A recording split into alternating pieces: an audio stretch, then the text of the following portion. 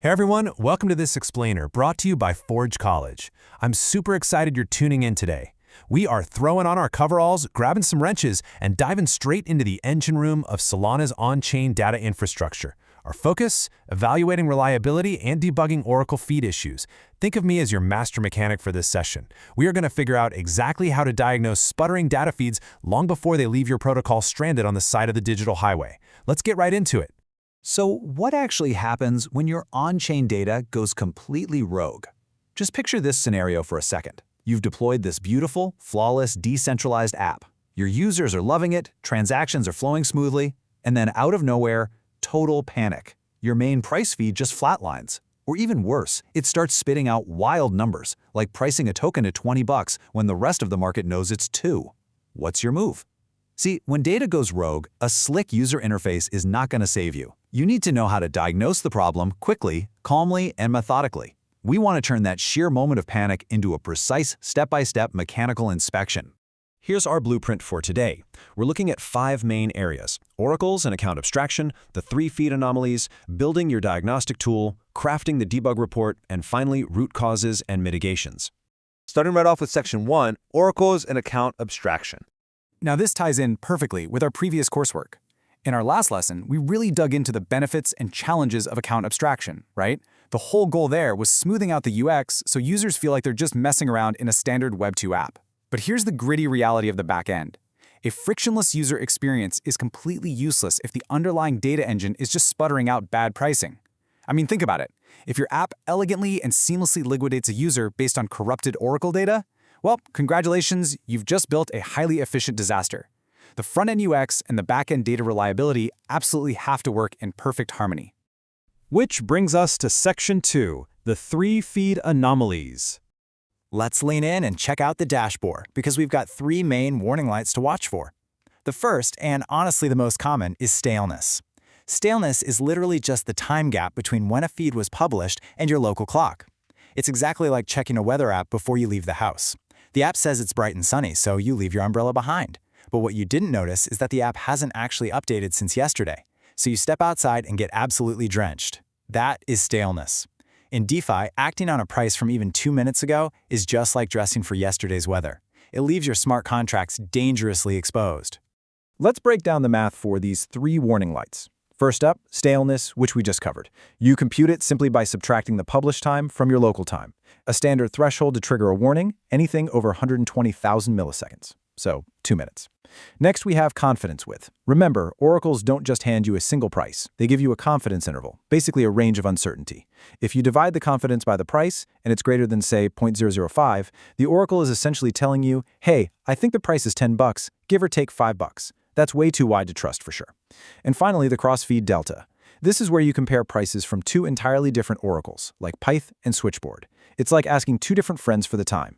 If one says 2 p.m. and the other says 2:20 p.m., somebody is wrong. If the absolute difference between them divided by their average pops over 1%, boom, you flag it. All right, let's jump to Section 3, building your diagnostic tool. Now that we know exactly what warning lights to look for, it's time to build the actual scanner. Here is the blueprint for our tech stack. We are keeping it very standard and robust. Node.js, the Solana Web3.js library, specific clients for Pyth and Switchboard, plus some handy standard tools like Day.js and Axios. And as a quick aside, if you ever want to really master these specific libraries or dive into the broader architecture of Web3 engineering, there are some incredibly detailed learning tracks over at Forge College that cover all of this. But for right now, just consider these the reliable wrenches in our diagnostic toolbox. The logic flow of this script is super straightforward. Step 1, fetch the Pi price. Step 2, fetch the switchboard aggregator state. Step 3, compute those indicators we just went over. Now, I want to emphasize something absolutely crucial here. This entire process is strictly read-only. There are no wallet keys involved, you aren't signing any transactions, and there is 0 economic action at risk here. We are purely in diagnostic mode. We are just plugging in the scanner and reading the engine codes, nothing more. To actually run our diagnostic script, we just need 3 inputs: the RPC URL, the Pyth account ID, and the switchboard aggregator address. Now, I have to point out that RPC URL input. You know, it is a classic, time-honored developer reflex to automatically blame the RPC node the second anything goes wrong on Solana. Oh man, the RPC is lagging again. Well, with these inputs, we're going to gather the actual data to prove if it's genuinely the RPC's fault or if the oracle itself is just having a bad day. Moving right along to Section 4, crafting the debug report. Once we run that scanner, we get a nice structured JSON output. And the beauty of it, you don't have to guess what's broken. Look right down at the flags object at the bottom. It immediately alerts you, PyStale is true. If you look up at the staleness metrics, you can see Pyth is sitting at 120,000 milliseconds, so 2 whole minutes behind, while Switchboard is cruising along at a very healthy 500 milliseconds. Plus, you see a delta of 0.015, meaning there's a 1.5% price divergence between the two feeds. This output right here, this is your cold, hard, undeniable proof of exactly what's happening under the hood in that moment. But here's the thing. A simple JSON snippet alone doesn't quite cut it. To craft a truly professional debug report, you need a minimum set of reproducible evidence. There's a golden rule in engineering. A good debug report must be reproduced by another engineer in under 10 minutes. So if you hand this over to the team managing the feed, they need the exact RPC URL you used, the exact account keys, and critically, the precise slot numbers and timestamps. Slot numbers are your immutable proof of exactly when that engine sputtered out. And that brings us to our final section, root causes and mitigations. We've read the warning lights, we've documented the exact failure, so now we have to figure out why it broke and how to fix it. When you're dealing with staleness, you're generally looking at 2 main culprits. Culprit number 1 is RPC node lag. This means the Oracle is actually doing its job perfectly on-chain, but your specific connection to the blockchain, your RPC node, is just feeding you delayed, outdated account snapshots. Culprit number 2 is an upstream publisher outage.